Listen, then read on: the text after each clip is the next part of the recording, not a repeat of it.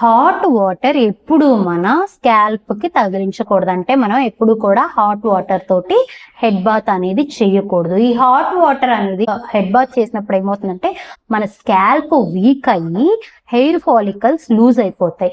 ఈ hair follicles ఎప్పుడైతే week అయిపోతాయో అప్పుడు మనకి హెయిర్ అనేది ఈజీగా రాలిపోతూ ఉంటుంది. సో ఎప్పుడు కూడా మనం హాట్ వాటర్ తోటి హెయిర్ వాష్ కానీ హెడ్ బాత్ కానీ చేయకూడదు.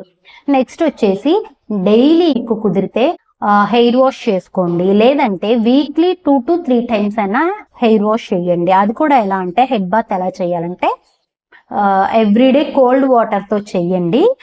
కోల్డ్ వాటర్ జస్ట్ షవర్ లాగా చేసి వదిలేయండి. వీక్లీ 1 time మాత్రం కుంకుడుకాయలు కానీ షాంపూ కానీ యూజ్ చేసుకోండి. సో అప్పుడు ఏమవుతుందంటే మనం డైలీ రోజు పట్టిన చెమటని తీసేస్తాము, టాక్సిన్స్ తీసేస్తాము, కెమికల్స్ అన్ని వాష్అవుట్ చేసేసుకుంటూ ఉంటాం. కాబట్టి మనకి బ్యాక్టీరియల్ ఫంగల్ ఇన్ఫెక్షన్స్ కానీ ఈ హెయిర్ లాస్ అవ్వడం కానీ కెమికల్స్ పొల్యూటెంట్స్ కానీ ఏమి మన హెయిర్ లో ఉండకుండా ఉంటాయి. సో దట్ మనకి డాండ్రఫ్ రాదు, స్కాల్ప్ స్ట్రాంగ్ అవుతుంది, అలాగే హెయిర్ లాస్ అనేది కూడా జరగదు.